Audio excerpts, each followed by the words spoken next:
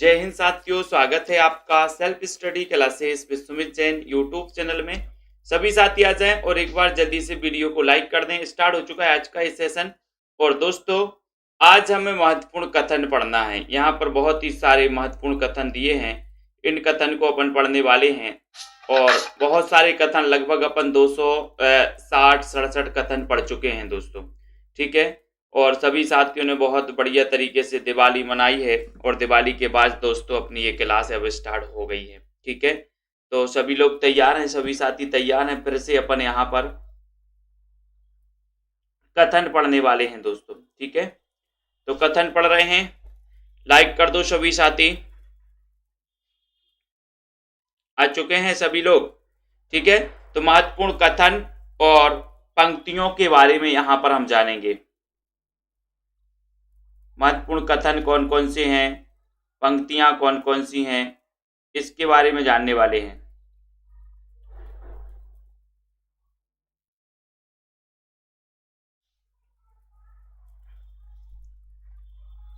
ठीक है, तो आपको पहला कथन बताना है। आपको बताइए, शमशेर का काव्य रीतिवादी रोमानी सौंदर्यबोध और मार्क्सवादी विवेक के द्वंद्व का काव्य है। ये कथन किसका है बताइए। चलिए, 267 नंबर का क्वेश्चन है और 67 नंबर के क्वेश्चन में कथन में आपको बताना है कि ये कथन किसका है, कि शमशेर का काव्य। सभी लोग बताएंगे। बिल्कुल, बहुत बढ़िया। शमशेर का काव्य रीतिवादी रोमानी सौंदर्यबोध और मार्क्सवादी विवेक के द्वंद्व का काव्य है। विवेक के द्वंद्व का काव्य है। कथन बताइए, ये कथन किसका है। बहुत बढ़िया आंसर बताया सीमा जी। राइट आंसर है कि सर ये कथन है राम विलास शर्मा का। राम विलास शर्मा का शमशेर का काव्य है ना। बोले, शमशेर का काव्य सुन करके राम विलाप करने लगे। शमशेर का काव्य सुन करके। इस प्रकार से अपन एक नई ट्रिक बना लेंगे। ठीक है, शमशेर का काव्य है ना, रीतिवादी रोमानी सौंदर्यबोध मार्क्सवादी विवेक के द्वंद्व का काव्य। मार्क्सवादी विवेक के, यानी कि बी नंबर आपका बिल्कुल सही आंसर हो जाएगा। अगला क्वेश्चन है, छायावाद में सामंतवाद तथा साम्राज्यवाद के विरुद्ध आधुनिक चेतना का विद्रोह छायावाद में था। ये कथन बताने, ये कथन किसका है। चलिए जल्दी से बताइए, फटाफट से सभी साथी बताएंगे। जल्दी से चयन करना है, शानदार क्वेश्चन।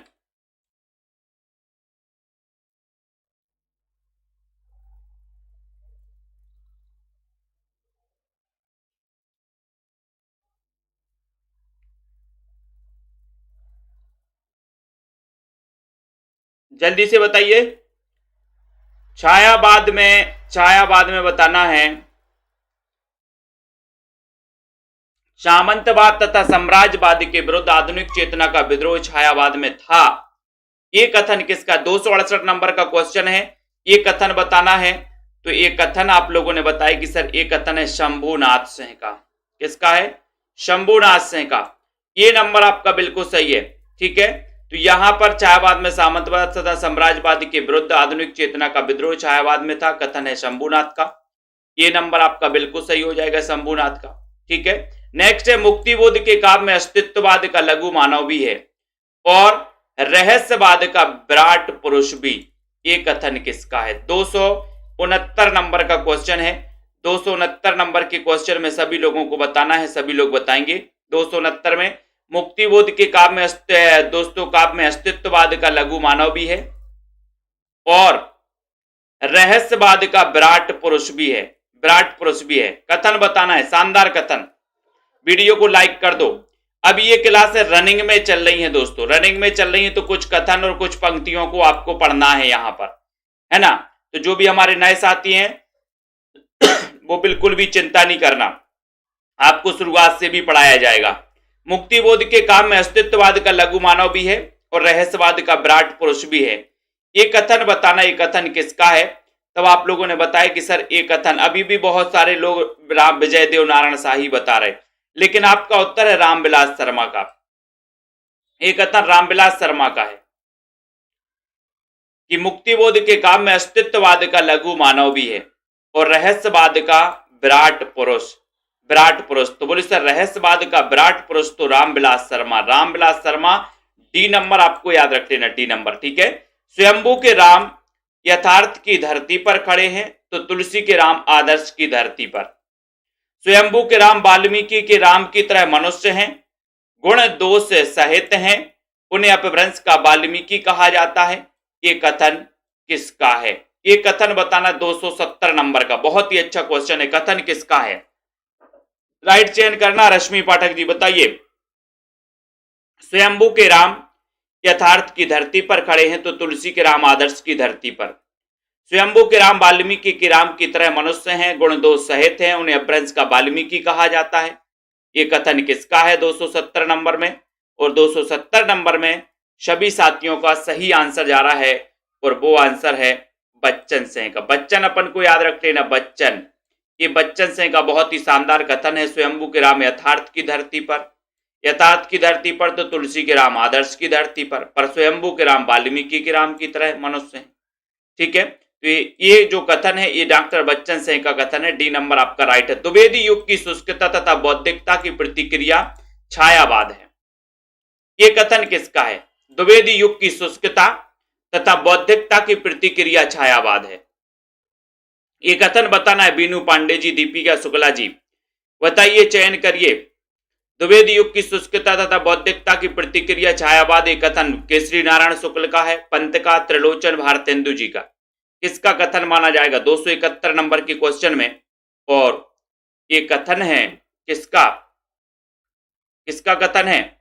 द्विवेदी युग की शुष्कता, बौद्धिकता की प्रतिक्रिया, बौद्धिकता की प्रतिक्रिया केसरी।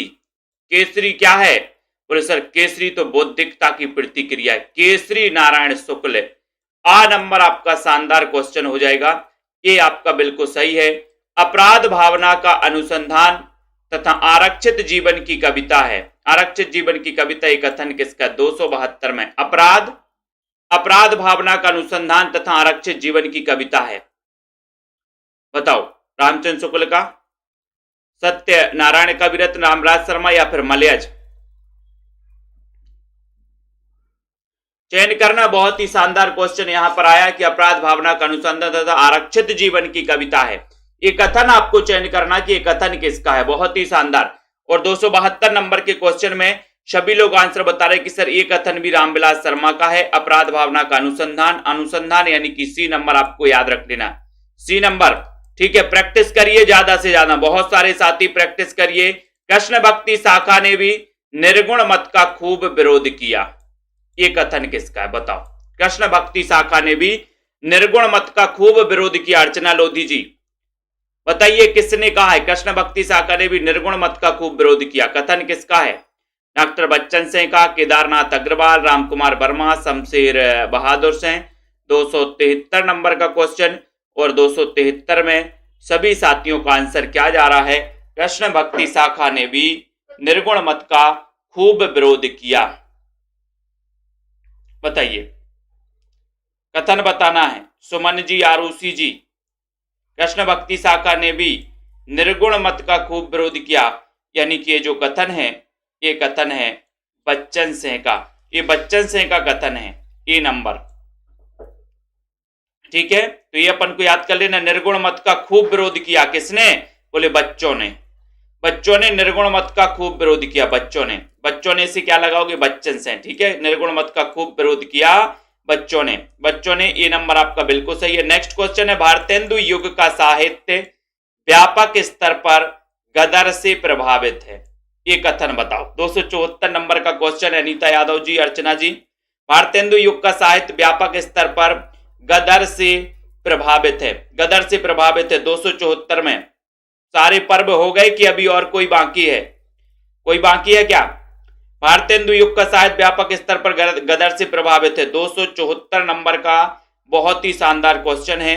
राइट आंसर जा रहा है कि सर ये जो कथन है ये कथन बताना। आरुषि जी ने बहुत बढ़िया, ठीक है। राइट आंसर है भारतेंदु युग का साहित्य व्यापक स्तर पर गदर से प्रभावित है।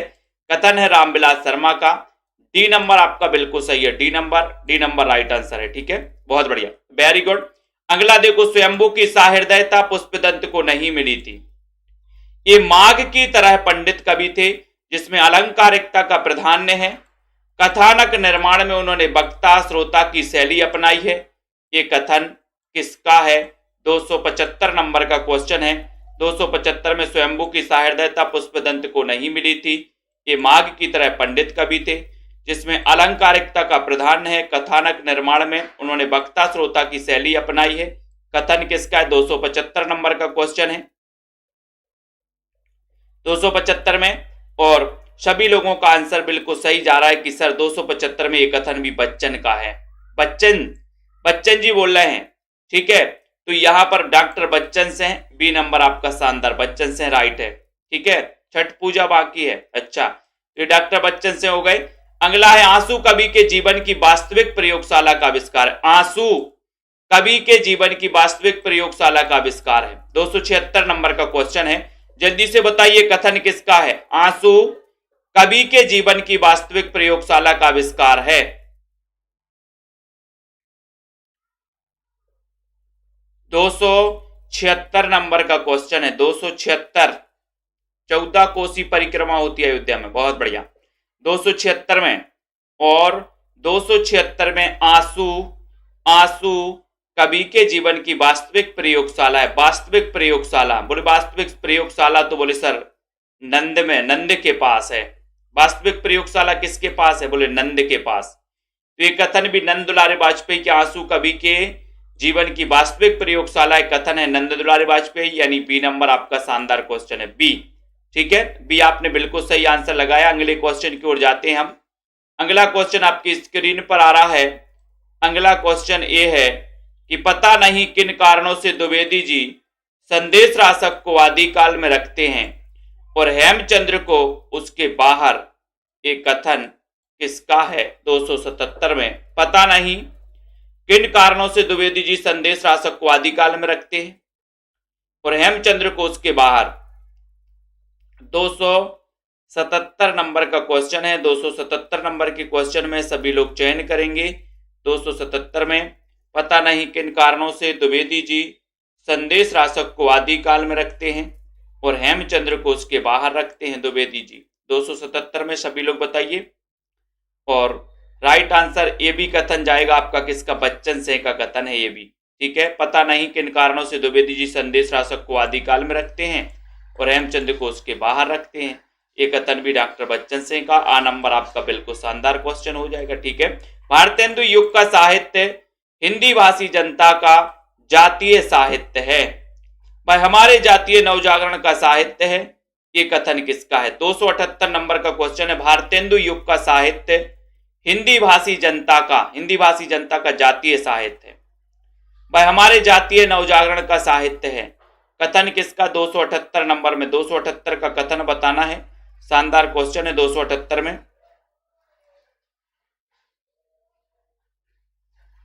और 278 का राइट आंसर है रामविलास शर्मा। भारतेंदु युग का साहित्य हिंदी भाषी जनता का जातीय साहित्य है। भाई हमारे जातीय नवजागरण का साहित्य है, जातीय नवजागरण का साहित्य है। ये कथन किसका है? ये कथन बताना है। 278 नंबर का क्वेश्चन है और ये कथन है रामविलास शर्मा का। ये कथन है रामविलास शर्मा का। ये नंबर आपका शानदार क्वेश्चन है। नेक्स्ट है, यदि आंसू का प्रकाशन ना होता तो छायावाद की भूमि अनिर्दिष्ट रह जाती। यदि आंसू का प्रकाशन ना होता तो छायावाद की भूमि अनिर्दिष्ट रह जाती।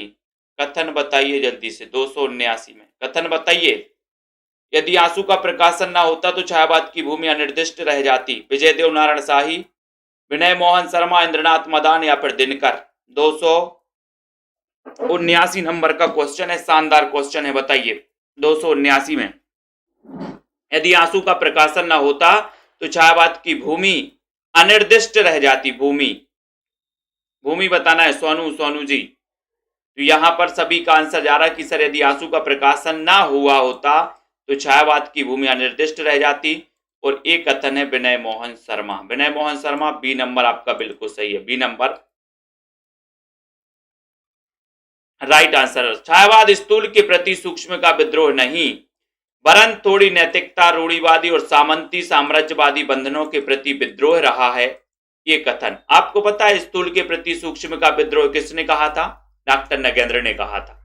लेकिन यहां पर कौन कह रहा है, ये कथन किसका है स्मिथ जी, कि छायावाद स्थूल के प्रति सूक्ष्म का विद्रोह नहीं वरन थोड़ी नैतिकता, रूढ़िवादी और सामंती साम्राज्यवादी बंधनों के प्रति विद्रोह रहा है। ये कथन बताना है। 280 नंबर का क्वेश्चन है, 280 नंबर का कथन आपको बताना है 280 में। और 280 में ये कथन रामविलास शर्मा का है। रामविलास शर्मा बोले कि छायावाद स्थूल के प्रति सूक्ष्म का विद्रोह नहीं वरन थोड़ी नैतिकता, रूढ़िवादी सामंती साम्राज्यवादी बंधनों के प्रति विद्रोह रहा है। कथन रामविलास शर्मा का है। डी नंबर आपका बिल्कुल सही है, डी नंबर राइट। ठीक है, नेक्स्ट है, हिंदी में छायावादी काव्य के प्रवर्तन में आंसू ने महत्वपूर्ण योग दिया। आंसू ने, यह एक नई दिशा का सूचक था, साथ ही कवि के सुंदर कृतित्व का परिचायक भी। ये कथन बताना है। 281 नंबर का क्वेश्चन है, हिंदी में छायावादी काव्य के प्रवर्तन में आंसू ने महत्वपूर्ण योग दिया। यह एक नई दिशा का सूचक था, साथ ही कवि के सुंदर कृतित्व का परिचायक भी। ये कथन बताना है। कथन 281 में, ये कथन किसका है, 281 नंबर का क्वेश्चन है और सभी लोग बताएंगे।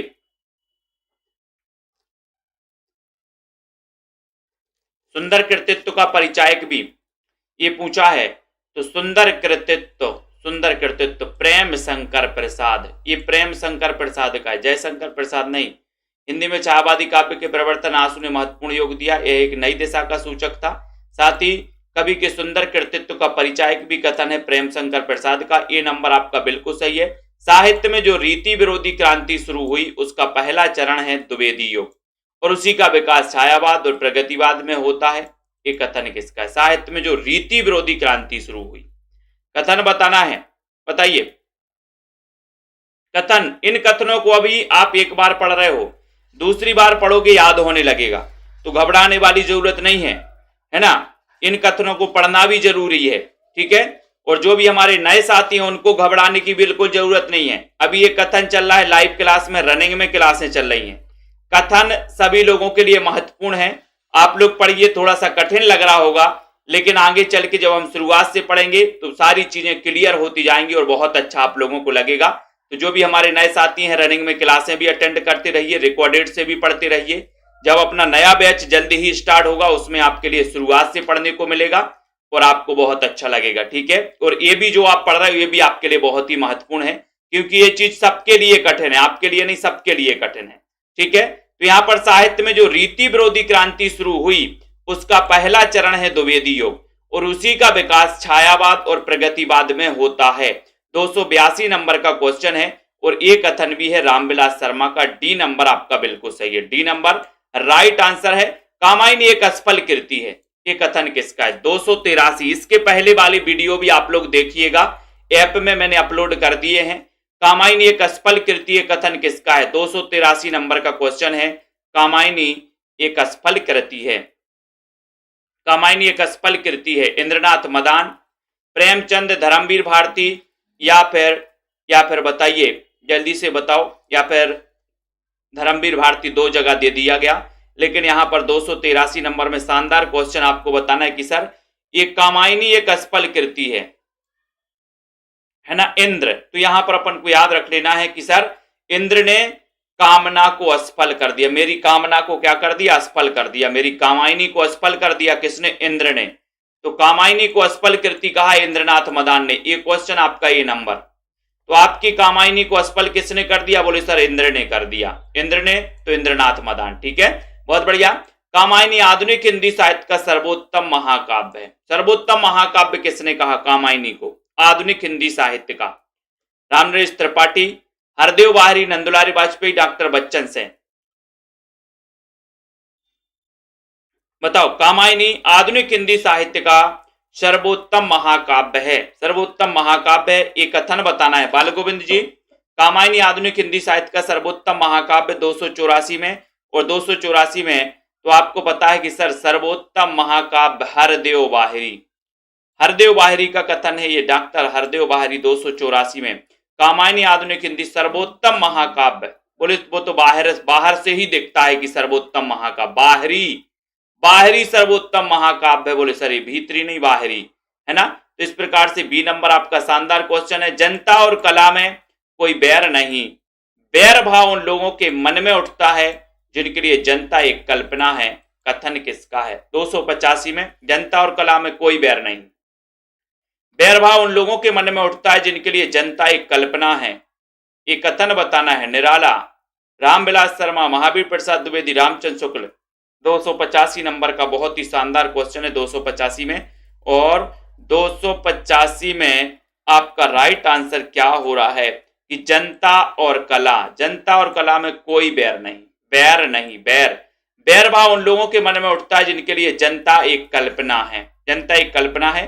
285 में सभी लोग आंसर बिल्कुल सही लगा रहे कि सर ये कथन भी रामविलास शर्मा का है, क्योंकि राम विलाप कर रहे थे, बोले काय के लिए? जनता के लिए, जनता के लिए कर रहे थे राम विलाप, जनता। रामविलास शर्मा, जनता, यहां पर जनता आ गया, जनता। और जनता की बात बी नंबर आपका बिल्कुल सही है। कामायनी ताजमहल के समान है, ताजमहल की बात हो गई यहां पर, कामायनी ताजमहल के समान है, कथन किसका है? पदम सिंह शर्मा। जो भी हमारे नए साथी उनको मैं बता दूं कि शाम को एक 5 बजे क्लास होती है आपकी रोज, ठीक है, और दूसरी क्लास होती है कितने बजे? 6:30 बजे। दूसरी क्लास 6:30 बजे होती है। रविवार अपना क्या रहता है? ऑफ रहता है, ठीक है, रविवार ऑफ रहता है। फिर एक कॉमन क्लास होती है रात में 9 बजे, ठीक है, और एक और दोस्तों रिकॉर्डिंग वाली क्लास आती है सुबह 9:30 बजे, सुबह 9:30 बजे रिकॉर्डिंग वाली क्लास आती है। उसको आपको यूट्यूब पर ही देखना पड़ता है, 9:30 बजे की लिंक आपके पास नहीं दी जाती, वो आप यूट्यूब चैनल पर ही जाकर के आपको इसको देखना पड़ता है, ठीक है। तो यहाँ पर कामायनी ताजमहल के समान है, 286 नंबर का क्वेश्चन है। और आपका उत्तर है कि सर ये पंत, सुमित्रा नंदन पंत। बताइए ताजमहल जब आप जाते हो देखने तो सुमित्रों के साथ जाते कि नहीं जाते? बोले सर हाँ, सुमित्रा, सुमित्रों यानी अच्छे मित्रों के साथ हम ताजमहल देखने गए थे। कामायनी ताजमहल के सामने समान है पंत आपका, बिल्कुल शानदार क्वेश्चन है। अगले क्वेश्चन की ओर हम बढ़ेंगे। अगला क्वेश्चन यहां पर आ रहा है, प्रयोगवादी कविता में युग से उत्पन्न अनास्था, शंका, घोटन, कुंठा, भगनासा में से एक नए पथ के अन्वेषण की व्याकुल भावना दिखाई पड़ती है। ये कवि एक नए मार्ग का अनुसंधान करने के लिए व्याकुल है। बहुत ही शानदार क्वेश्चन, 287 नंबर का क्वेश्चन है, सभी लोग बताएंगे 287 में। बलजीत जी जल्दी ही होगी, शुरू से क्लास जल्दी ही अपन स्टार्ट करेंगे, ठीक है। तो यहां पर आपको बताना है, जल्दी से बताइए, चयन करिए। प्रयोगवादी कविता में युग से उत्पन्न अनास्था, शंका, घोटन, कुंठा, भगनासा में से एक नए पथ के अन्वेषण की व्याकुल भावना दिखाई पड़ती है। कवि एक नए मार्ग का अनुसंधान करने के लिए व्याकुल है। ये कथन किसका है? 287 नंबर का क्वेश्चन है। और 287 में ये कथन है रामविलास शर्मा का, रामविलास शर्मा यानी डी नंबर। प्रयोगवादी कविता में युग से उत्पन्न अनास्था, शंका, घोटन, कुंठा, भगनासा में एक नए पथ का अन्वेषण, है ना। बोले राम विलाप कर रहे थे और विलाप के बाद एक नए पथ का अन्वेषण हुआ, एक नए पथ का अन्वेषण हुआ और लंका को पूरा जला दिया, लंका के राक्षसों का, है ना। तो एक नए पथ का अन्वेषण रामविलास शर्मा, याद रख लेना। कामायनी एक रूपक है, बताओ ये कथन किसका है? कामायनी एक रूपक है, सभी लोग बताइए। बिल्कुल सौरभ वर्मा जी, नीतू सिंह जी, बिल्कुल लाएंगे। कामायनी एक रूपक है, ये कथन किसका है? कथन बताना है, कथन चयन करिए। कामायनी एक रूपक है, अज्ञेय, रामकुमार वर्मा, जैनेन्द्र, डॉक्टर नगेंद्र।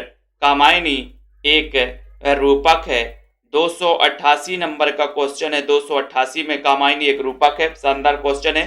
और 288 में सभी लोगों का आंसर है कि सर ये नगेंद्र, नगेंद्र, क्योंकि नांग का क्या देखना अपन को? रूप देखना, रूप देखना नांग का। तो कामायनी एक रूपक है, रूप, और रूप से नगेंद्र। और डॉक्टर डी नंबर आपका बिल्कुल सही है। कामायनी मधुर रस से सिक्त महाकाव्य है, कथन किसका है? मधुर रस से सिक्त महाकाव्य है, मधुर रस से। 289 में बताना है कामायनी मधुर रस से सिक्त महाकाव्य है। 289 का राइट आंसर बताना है। कामायनी मधुर रस से सिक्त महाकाव्य है, उत्तर क्या हो जाएगा 289 में? बताओ।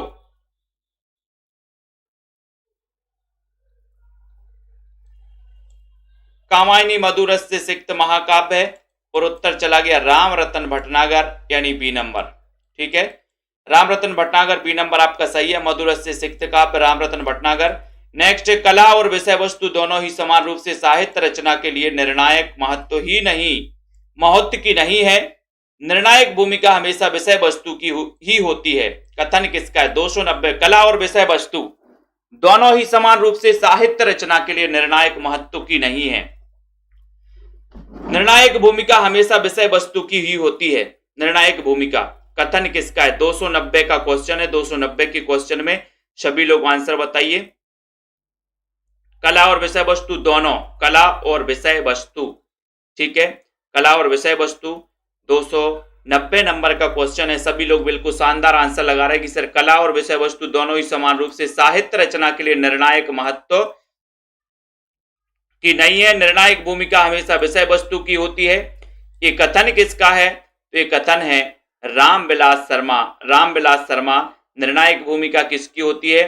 बोले रामविलास शर्मा की निर्णायक भूमिका। डी नंबर शानदार, ठीक है।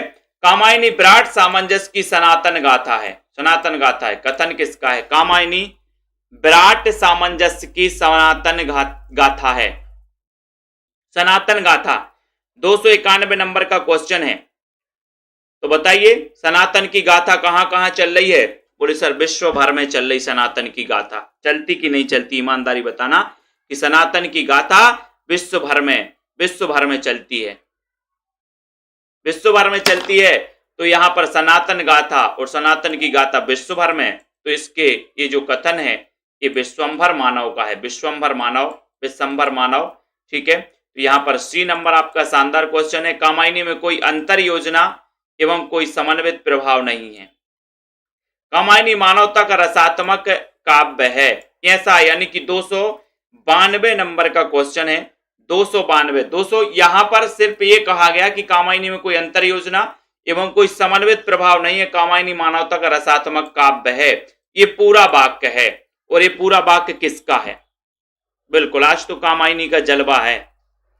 कामायनी में कोई अंतर योजना एवं कोई समन्वित प्रभाव नहीं है। सभी लोग बताइए जल्दी से। कामायनी मानवता का रसात्मक काव्य है, कथन बताना। 292 नंबर का क्वेश्चन। 292 में सभी लोग बताइए, चयन करिए। पवित्र है तोमर जी। और 292 में शानदार क्वेश्चन आ रहा है कि सर ये कथन रामचंद्र शुक्ल का है। रामचंद्र शुक्ल जी का कथन है ये वाला, ये पूरा वाला। और बाकी इतना आता है कामायनी मानवता का रसात्मक इतिहास इस प्रकार से आता है, तो वो नंद दुलारी वाजपेयी का कथन है ना। तो यहां पर वास्तव में हमारा आधुनिक काल शुक्ल जी के पूर्व मध्यकाल यानी भक्ति काल का विकास है, किंतु उत्तर मध्यकाल रीतिकाल का निषेध है। वास्तव में हमारा आधुनिक काल शुक्ल जी के पूर्व मध्यकाल है ना, शुक्ल जी के पूर्व मध्यकाल का विकास है, किंतु उत्तर मध्यकाल रीतिकाल का निषेध है। रीतिकाल का निषेध कथन किसका है? जाहिद अली जी, रामनरेश त्रिपाठी का, निराला शुक्ल या रामविलास शर्मा का। हमारा आधुनिक काल शुक्ल जी के पूर्व मध्यकाल का विकास है, किंतु उत्तर मध्यकाल रीतिकाल का निषेध है। 293 नंबर का क्वेश्चन है। 293 में सभी लोग बताइएगा। और ठीक है, तो यहां पर उत्तर है ये कथन भी रामविलास शर्मा का है दोस्तों, कि वास्तव में हमारा आधुनिक काल शुक्ल जी के पूर्व मध्यकाल यानी भक्ति काल का विकास है। ये तो बिल्कुल सही, किंतु उत्तर मध्यकाल रीतिकाल का क्या है? निषेध है। ये कथन भी रामविलास शर्मा का। बहुत ही शानदार, ठीक है। अगले क्वेश्चन की ओर हम बढ़ेंगे। सभी साथी लाइक भी कर देना, ठीक है। और कुछ लोग तो मैदान छोड़कर भाग जाते हैं। नए लोगों को घबराना नहीं है, डट के तैयारी करना है। यहां अगर आपने एडमिशन लिया है तो डट के तैयारी करना है। एक बार में चीजें याद नहीं होती, अभ्यास करना है, ठीक है। जो लोग हिंदुई को केवल खड़ी बोली कहते हैं वे दिग्भ्रमित हैं, और जो लोग हिंदी का इतिहास 80 वर्षों का मानते हैं वे इतिहास बोध से च्युत हैं। बताओ। 294 नंबर का कथन है, जो लोग हिंदुई को केवल खड़ी बोली कहते हैं वे दिग्भ्रमित हैं, और जो लोग हिंदी का इतिहास 80 वर्षों का मानते वे इतिहास बोध से च्युत हैं। कथन बताइए, कथन किसका है? 94 नंबर का कथन है। 294 नंबर के कथन में आपको चयन करना है। वैसे तो आप लोग समझ जाते होंगे दोस्तों, आजकल समझने लगे होंगे कि कौन सा कथन किसका है। अब यहां पर आप समझ गए होंगे कि सर ऐसी बात तो कोई बच्चन से ही कहेगा। ठीक है,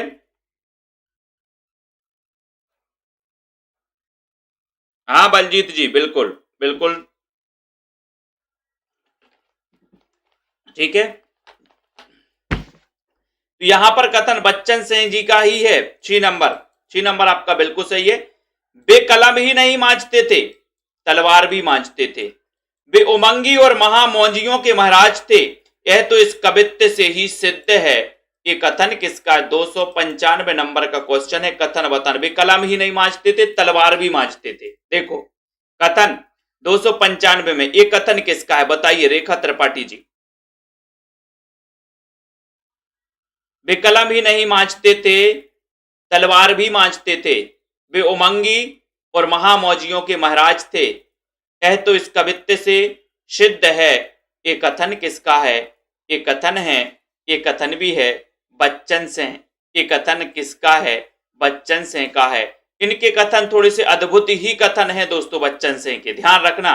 वे कलम नहीं मांझते थे, तलवार भी मांझते, थोड़ी सी हटके हैं इनके कथन। आप जितने भी कथन देखोगे बाकी अन्य विद्वानों से थोड़ी से हटके कथन है इनके बच्चन सिंह के, तो आप लोग बिल्कुल भी भूलना नहीं है कभी अगर ऐसा हो तो।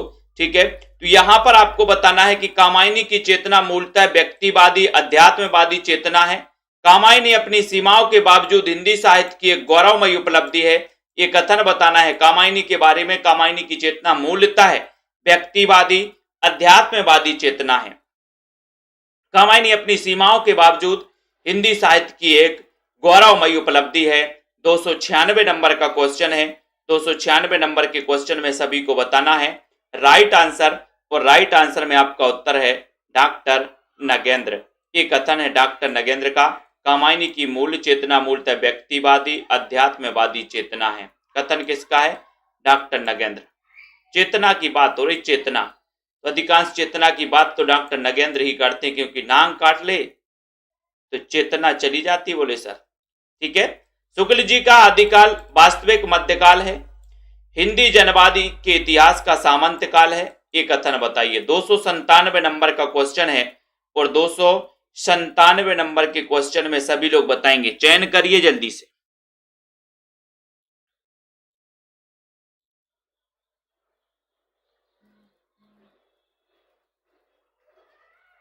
शुक्ल जी का आदिकाल वास्तविक मध्यकाल है, हिंदी जनवादी के इतिहास का सामंत काल है। सामंत काल है, कथन किसका है? प्रीति तिवारी जी।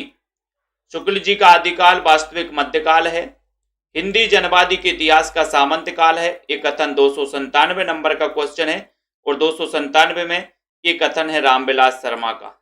आ नंबर आपका बिल्कुल सही, रामविलास शर्मा का ए राइट आंसर हो जाएगा। ए बिल्कुल सही आंसर है। ठीक है, भारतेंदु युग में एक ओर राजभक्ति मिलती है तो दूसरी ओर देशभक्ति, कथन किसका है?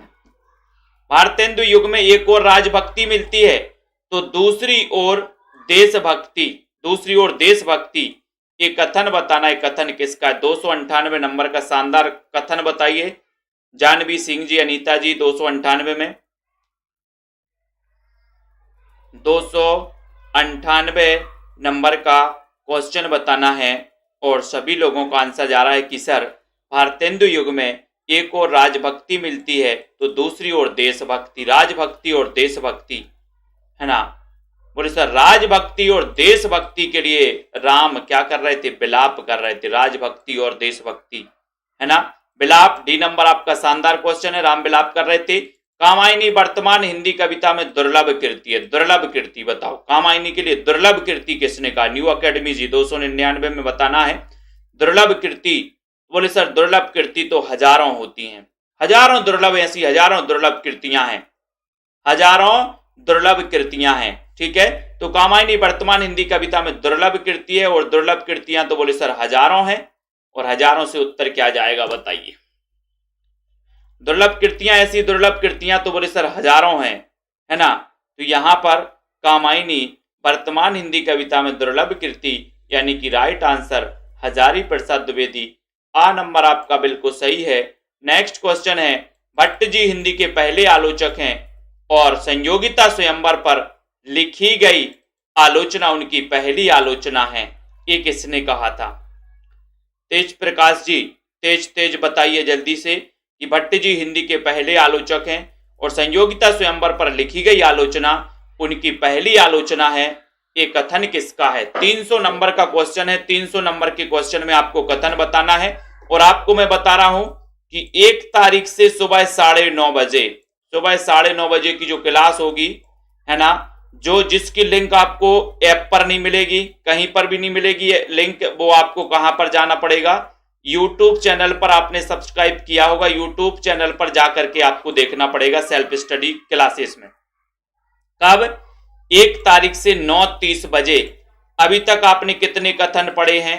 300 कथन पढ़ लिए, 300 कथन। अगर इन्हीं 300 कथन को आप दोबारा पढ़ना चाहते हो तो आप सुबह 9:30 वाली क्लास को अटेंड करें। कब से? 1 तारीख से। 9:30 वाली जो क्लास अपनी चलती है ना यूट्यूब पर, है ना, रिकॉर्डिंग वाली, तो उसको आप देख सकते हो। ठीक है, तो भट्ट जी हिंदी के पहले आलोचक हैं। 300 नंबर का क्वेश्चन है और यहां पर आपका राइट आंसर क्या जा रहा है? ऐसे पहले आलोचक हैं और संयोगिता स्वयंवर पर लिखी गई आलोचना उनकी पहली आलोचना है। ये कथन भी डॉक्टर बच्चन सिंह का है। डी नंबर आपका यहां पर बिल्कुल सही है शांति वर्मा जी। डी नंबर राइट आंसर हो जाएगा। ठीक है, डी नंबर आपका राइट आंसर है। ठीक है, बहुत बढ़िया। 300 नंबर में डी। अब अभी अपनी जो शब्द शक्तियां रह गई हैं, शब्द शक्तियां रह गई हैं, है ना, शब्द शक्तियां भी अपन को पढ़नी है दोस्तों। ठीक है, ये कथन अपन ने अभी 300 पढ़े हैं और भी कथन हम लेकर के आएंगे, लेकिन अभी 300 कथन तो आपको क्या करना है? याद करना है, पढ़ना है, 2 बार पढ़ना है, 3 बार अभ्यास भी करना है। ठीक है, ऐप पर भी ये कथन वाले वीडियो डले हैं। ठीक है,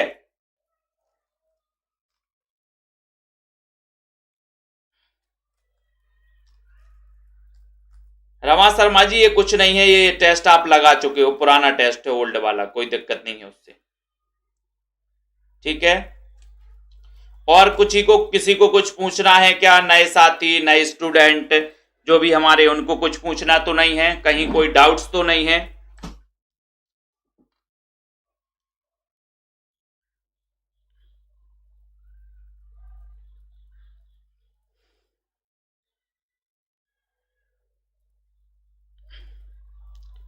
इन कथनों को आपको बहुत अच्छे से पढ़ना है, याद करना है। बहुत सारे कथन तो आपको याद हो गए हैं, है ना, मैंने बहुत सारी ट्रिक बता कर आपको याद करवाए हैं। और जो भी हमारे साथी हैं, जो नए साथी हैं, है ना, एग्जाम जब भी होगा, रुचि तिवारी जी आपको तैयारी कंप्लीट करना है ना। कुमुद सिंह जी संस्कृत आपको ही पढ़ना है, संस्कृत मेरा सब्जेक्ट नहीं है, संस्कृत आपको पढ़ना है। ठीक है, मैं सिर्फ इतना कर सकता हूं कि आप लोगों को होमवर्क दे सकता हूं। ठीक है, काव्य हेतु पढ़ा देंगे, काव्य हेतु। अच्छा, इसका कथन वाला हाँ डाल देंगे, अभी थोड़ा सा उसमें काम होना है और। ठीक है, अभी हर संडे टेस्ट आ नहीं रहा है अर्चना जी, अभी हर संडे टेस्ट नहीं हो रहा है। ठीक है, उसकी प्रक्रिया अपन जल्दी ही चालू करेंगे। ठीक है,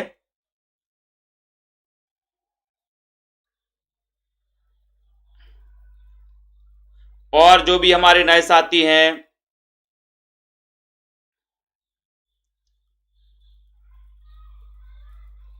ऐप में डल चुके हैं, सीमा शुक्ला जी ऐप में डल चुके हैं, और जो भी होंगे वो भी डाल देंगे। ठीक है, गीता सैनी जी नया बैच जल्दी ही स्टार्ट होगा, हम जानकारी दे देंगे, बता देंगे। ठीक है, हाँ ये वीडियो भी डाल देंगे हम ऐप में। अभी तो 1-2 महीने मान के चलो परीक्षा के लिए, अंबेडकर नगर जी। ठीक है,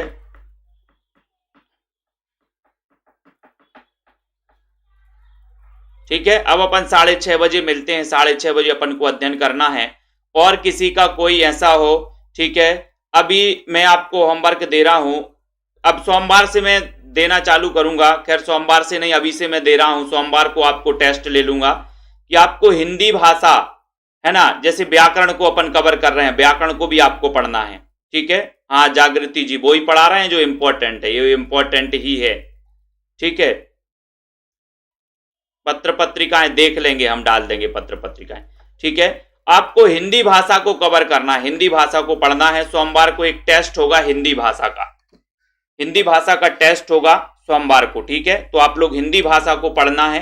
होमवर्क है सभी लोगों का, ठीक है, चाहे नए हो चाहे पुराने हो, सबको हिंदी भाषा को पढ़ना है बहुत अच्छे से। टेस्ट होगा, ठीक है।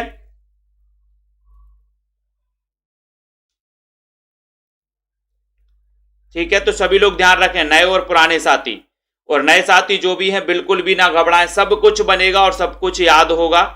जल्द ही हम शुरू से पढ़ाना आपको चालू करेंगे। अभी जो रनिंग में क्लासें चल रही हैं उनको आपको रोज अटेंड करना है, ठीक है। ये क्लासें भी आपके लिए महत्वपूर्ण है, चाहे पंजाब मास्टर कैडर वाले साथी हो, चाहे टीजीटी पीजीटी वाले साथी हो, टेट वाले जो भी हैं, साहित्य वाले, ठीक है, सबके लिए इंपॉर्टेंट है, ठीक है।